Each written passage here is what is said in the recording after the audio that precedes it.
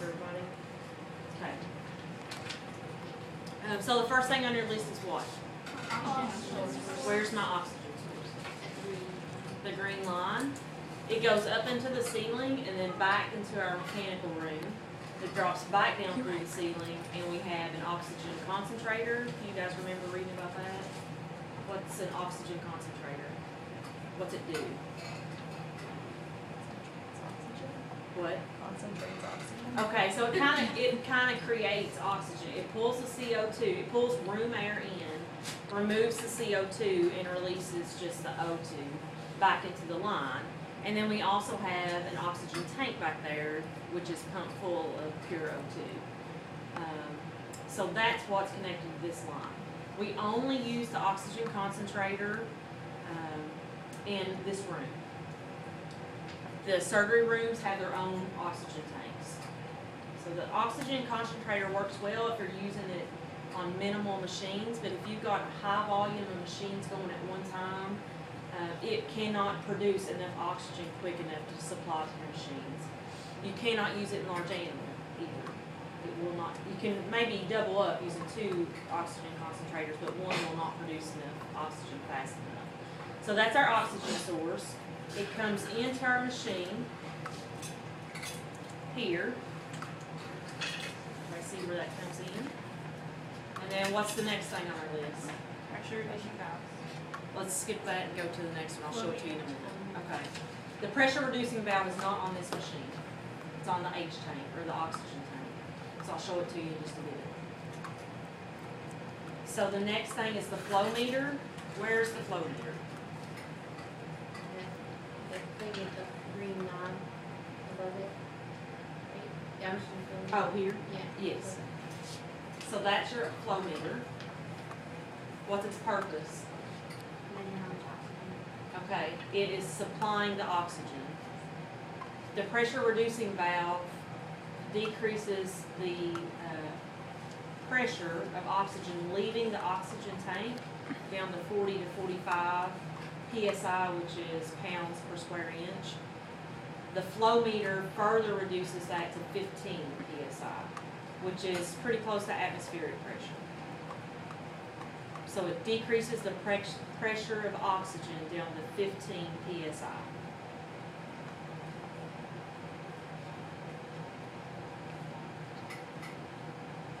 Where's it go next? Fast flush valve. Fast flush valve, where's that? Depending on your machine, it's going to be located in different places. It's right here.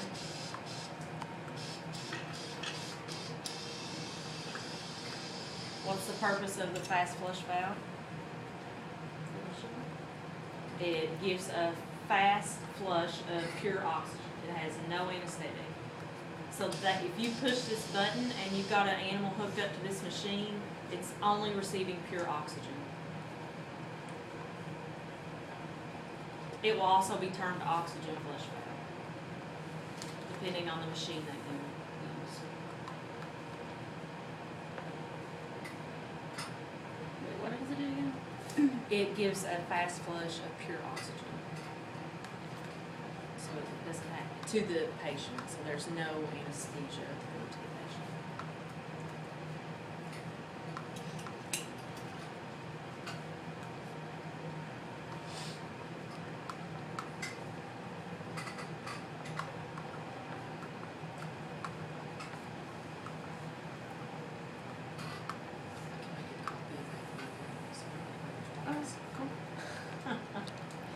What's next? Vaporizer. Where's the vaporizer?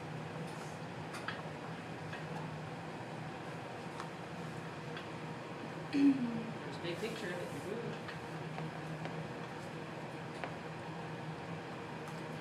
This big thing here, that's the vaporizer.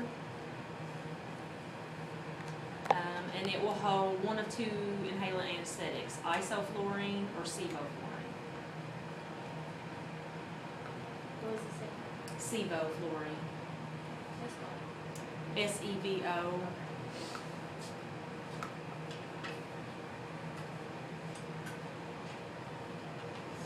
What when you purchase isoflurane, or if you're filling your anesthetic tapes at your clinic with iso or SIBO, what is it? Is it a gas? Is it gas. liquid? It's a liquid. So you're going to pour it in here. Take this little top off. You're going to pour it here. And on these three machines, you've got a glass window here. And it says refill at bottom of dot. And then you've got a glass window here that says full at top of dot. So when you're refilling these machines, you're not going to refill until you get to the bottom of this dot. And then you're going to watch the liquid fill this glass container and then come to the top of the dot on the left. And that means that your machine's full of isoflurane. So are we pumping liquid into the animal? No. What happens? Converts into gas. It turns into gas. So the vaporizer converts the liquid to a gas. The oxygen will mix with it in the vaporizer, and then it's transported to the patient.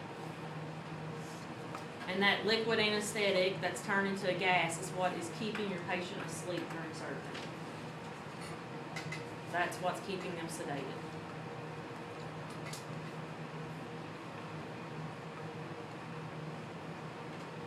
Are any of your clinics using SIBO? Anybody use ISO? That's your most common. Difference between the two, SIBO's a newer product.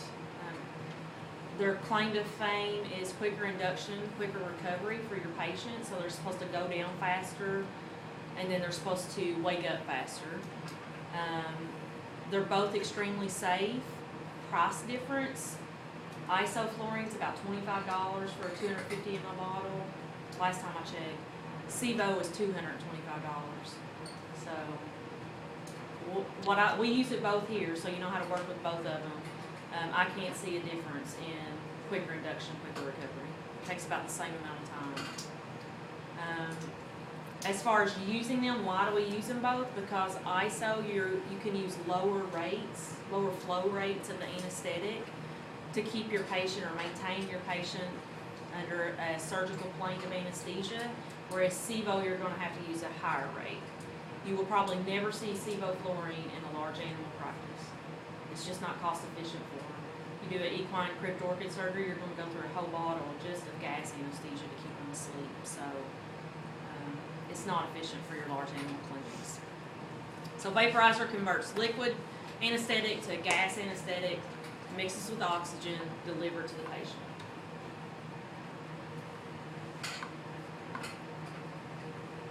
Next one is unidirectional inspiratory valve. Does anybody know where that's at? See these two guys here? The other term for unidirectional inspiratory valve is flutter valve. F-L-U-T-T-E-R. That's what you'll always hear it called in the clinic, it's flutter valve. So, unidirectional inspiratory valve, when does that valve open?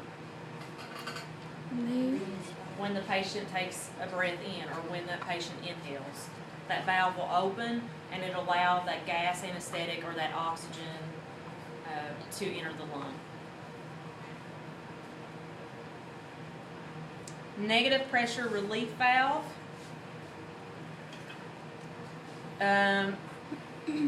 Some machines don't have this, so these machines don't.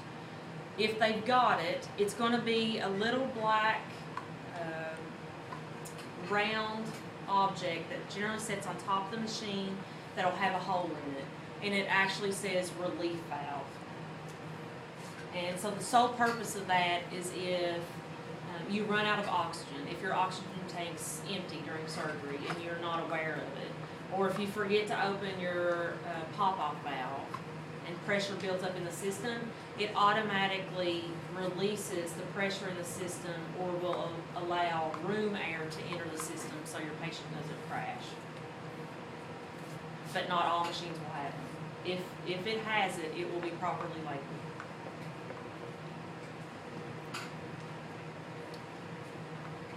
Unidirectional expiratory valve, also called,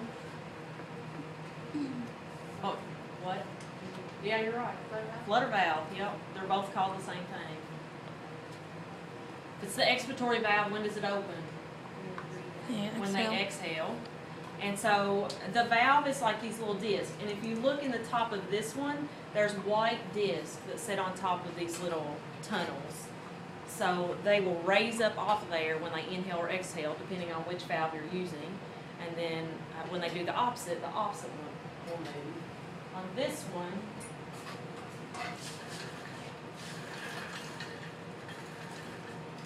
they're housed in these glass cylinders, and it's a black disc. And they call it flutter because when they inhale or exhale, they sit there and flat, back and forth.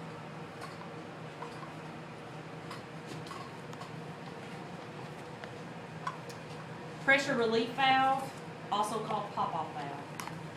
That's probably what you'll hear it termed more commonly. Does anybody know where that's at?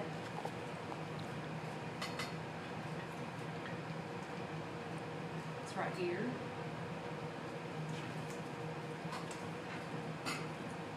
So it's going to be a little turn dial. If it's turned all the way down, that means it's closed. It's opened if it's turned all the way to the opposite and it's raised up off that platform. Should it remain open or closed? Open. Open. It should always, always, always be open. The only time it should be closed is when? When you're finished with surgery. Checking for leaks. Okay, if you're leak testing, yeah, and what'd you say? When you're done with surgery. No. If you're bagging your patient. Mm. If your patient's not breathing like you would like for him to. So to bag your patient, you would close the valve.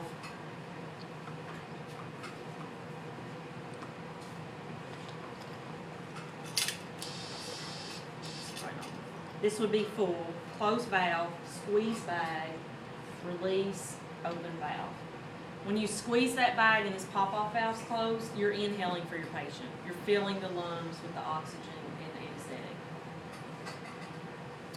So pop-off valve is used for leak testing. It's used to bag your patient. And it basically closes the circuit of the anesthetic from machine to patient, if it's closed.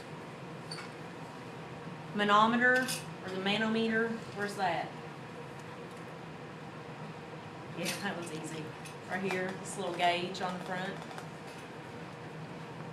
The purpose of the manometer is to measure the amount of pressure that's building up in the system, which directly correlates with the amount of pressure that builds up in your patient's lungs.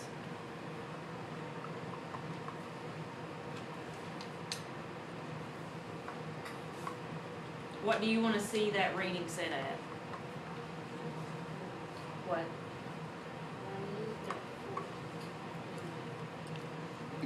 You're bagging your patient. It should always read 0. You shouldn't have any pressure build up in your patient. So it should read at 0. If you're bagging your patient, you're going to close that pop-off valve, squeeze your bag, and you're going to watch that manometer climb to 20. When it hits 20, you're going to let off your bag, open your pop-off valve.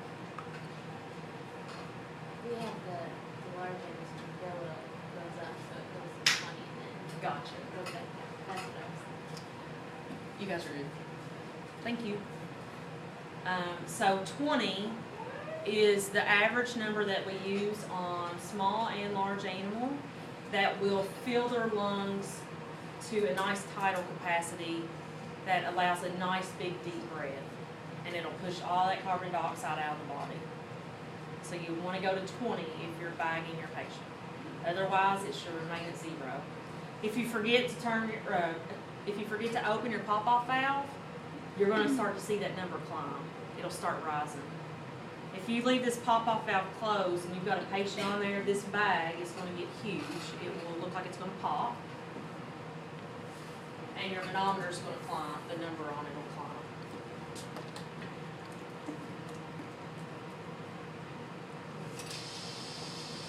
So if I've got my valve closed, my bag's just going to get bigger and bigger and bigger. So how does that relate to the lungs? the lungs are doing the exact same thing as this bag. So if we don't open this back up, two things are going to happen. This is going to pop, which probably means your lungs are going to pop.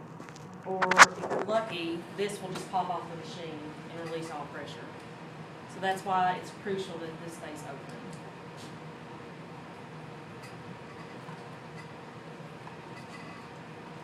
What's next? Carbon dioxide absorber. Where is the CO2 absorber? The bottom. That way the sun goes. Everybody knows this one. How does everybody know this one? So your CO2 absorber is here. What's it filled with? Soda Zorb, soda lime, sodium hydroxylate lime. If you want to know that, you don't have to know that. Depending on the brand, it's always called something different, but it will always have soda something in the title. So what's the purpose of it? What's it do? Why do we use it? It turns purple. It does turn purple. Because we like the color purple. That's why we use it. The soda lime or soda Zorb, when the patient exhales, all that exhalation goes into this canister.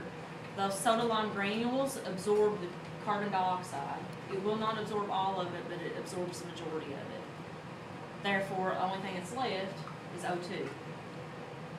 And then that's recirculated back to your patient. So the purpose, it houses soda lime, which absorbs your CO2. That's being exhaled from the patient. Scavenger system, where's it at? Is it that tube? This guy right tube. here. It's a clear tube. Again, it's going up to the ceiling. We have vents, and then from there, it's filtered out into the environment. It's outside. Yes, that is, EPA says that's safe, so that's where it goes. The only other option, if you don't have a scavenger system, you may see a machine that's going to have a little canister down toward the bottom, and so that's just a secondary CO2 absorber. So you still have your soda lime on there that's going to absorb your CO2, but then you've got this filtration system down here expel CO2. that will absorb the Expel rest of CO2. your CO2. Yeah. What's not captured, do you think gas is heavier or lighter than room air? Think about it, this is down on the floor. Heavier. It's heavier. The gas is heavier, so it's gonna remain on the floor. It's not gonna, that's why we don't keep it up here, because if we keep it up here, we're more likely to inhale it. And we're gonna fall asleep eventually too, or have a migraine, if we continue to inhale that. So it's kept on the bottom, and the gas will remain on the floor, so it's safe for you. So in your clinic, you should either have a scavenger ventilation system, or you should have that canister filtration system on the bottom. And that filters out your CO2, your exhaled gases. If we have a suction line hooked up, is it suction? This has suction in it, yeah, Okay. yeah. Rebreathe. Rebreathing circuit. Oh, one more thing before we move on. So all these units have this little gadget here, and it's hooked to right directly to the pop-off valve and connects to the scavenger system. It is basically a quick pop-off valve. So if you don't like the hassle of having to turn to completely close or turn to completely open, all you have to do is push your button and it closes. So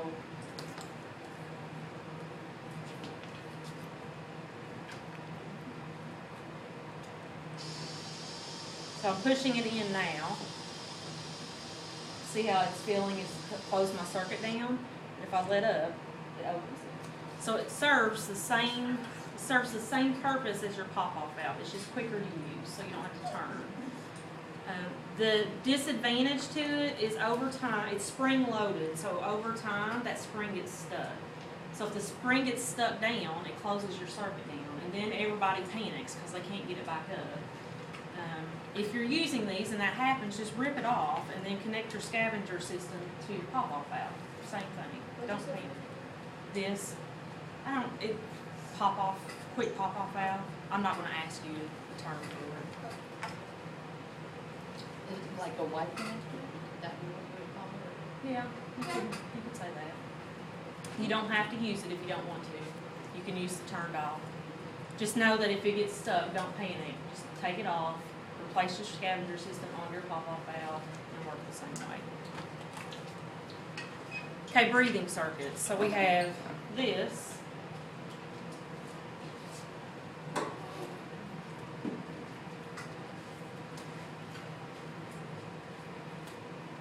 And then you've got this junk. So, has anybody seen this in your clinics? But you usually don't. Does this look more like it? Okay, so which one is a rebreathing circuit? This one? Yeah, good answer. So it's a rebreathing circuit if you see a tube inside of a tube. See there's a blue tube inside of the clear tube?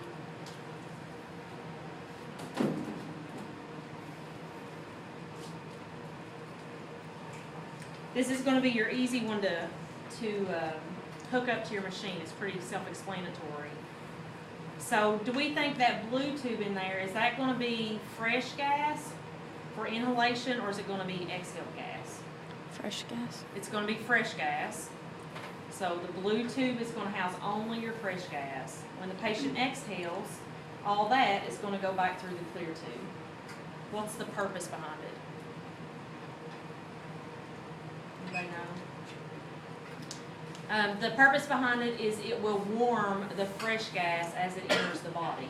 Anytime you sedate an animal, their body temperature starts to drop, which means slower recovery.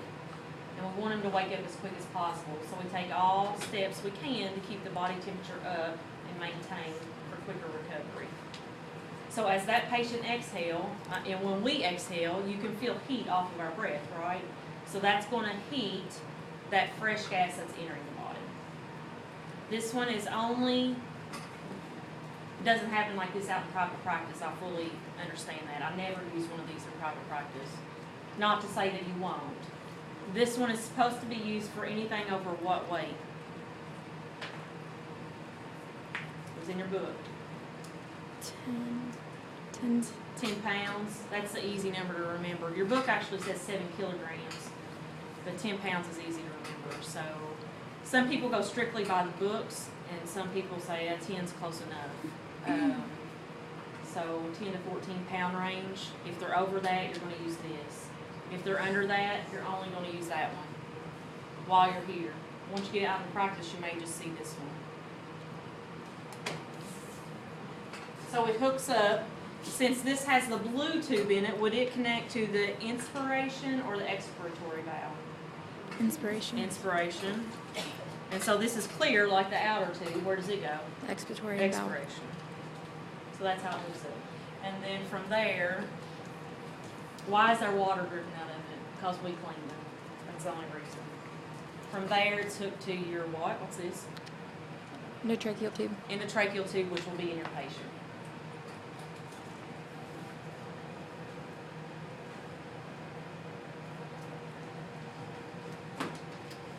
If these still have water in them before your surgery, like this one's still dripping water, we want you to go back here to where these stainless steel cages are and do the helicopter with it.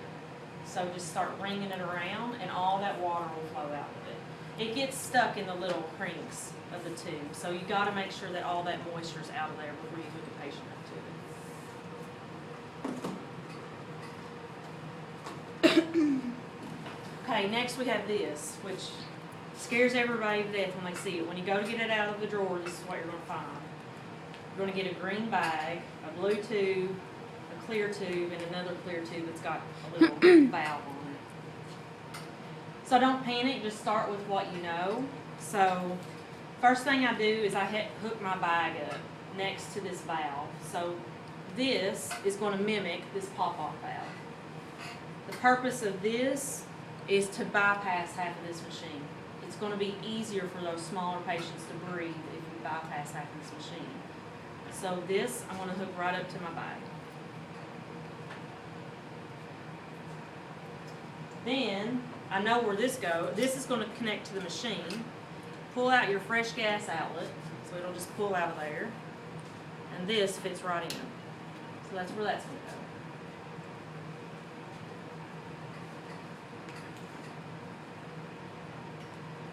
Now you can connect this. Let's get our trach tube here. We know that our trach tube's gonna go here.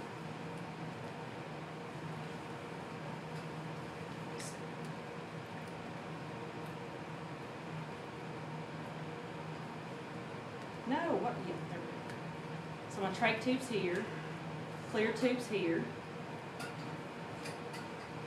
Oxygen here. And so I can see that because that's the only small port on this whole thing. Here. And then we've got one piece left. Where's it go? The inspiration valve. Nope. What the valve? Nope. Don't look at your machine. Look at one of these guys. Yeah, so you're gonna pull your scavenger off the machine and you're gonna tape these two together. Wow. It's totally confusing, right? I'm not gonna ask you to put this together for me next week. And so when next semester rolls around, I don't expect you to remember how to connect all this together. So if you don't remember, Ms. Hensley or myself will always be in surgery lab with you. So find us and we'll help you put it together. It'll come easier as you do it. The only time you're going to use it is when? On what patients? Less than Under 10, under 7 kilograms. So basically every cat that comes in, unless he's one of my cats, you're going to put him on this. Those chihuahuas, those Yorkies, those tiny toy poodles or toy breeds are always going to be put on this. And the reason we use it is it makes breathing easier for those smaller breeds.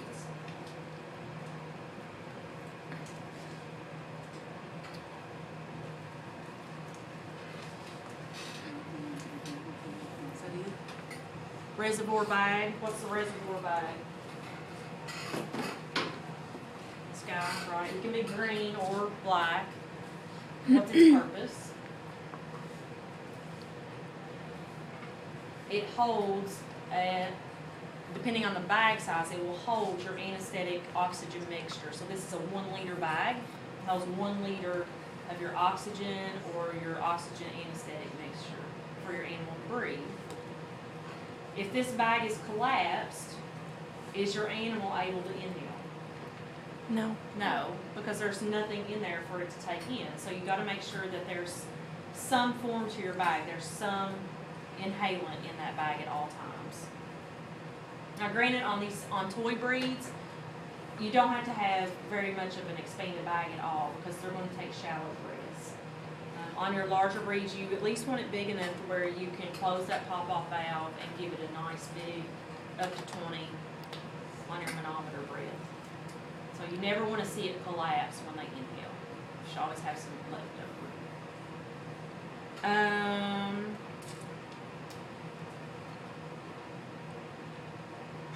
Safety note for you guys.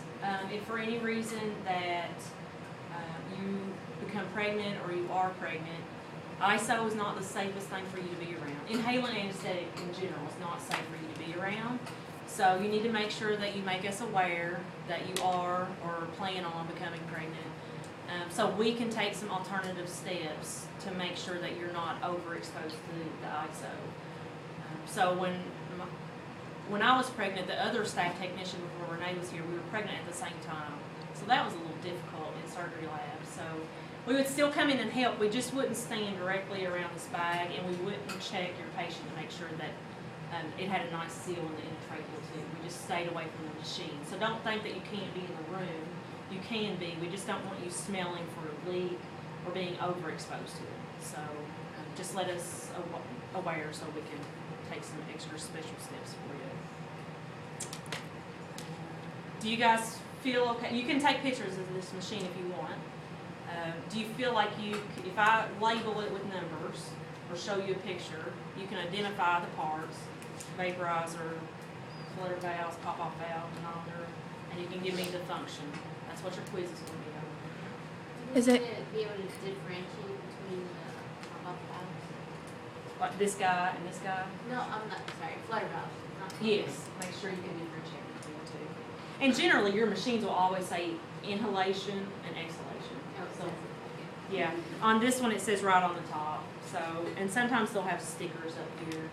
And then a lot of times on your tubing, which these stickers have worn off, but it'll say inhalation on one of the tubes, so you'll know where it goes.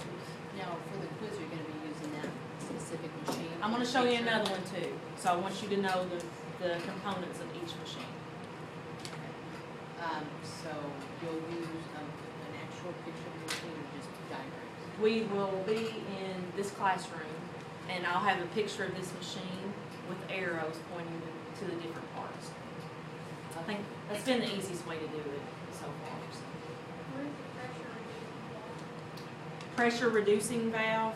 reducing valve is your pop-off valve. Your negative pressure valve, that's the one that we don't have on this machine. Some machines have it, some don't. So that's going to be right here, this little turn dial.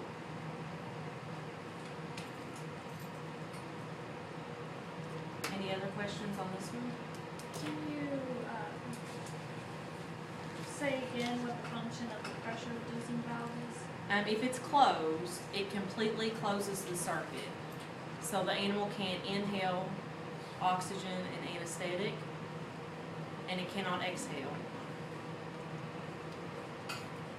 If it's open, it opens the circuit back up to where they can inhale properly, exhale properly. The only time it's closed is if you're bagging your patient or doing your leak test.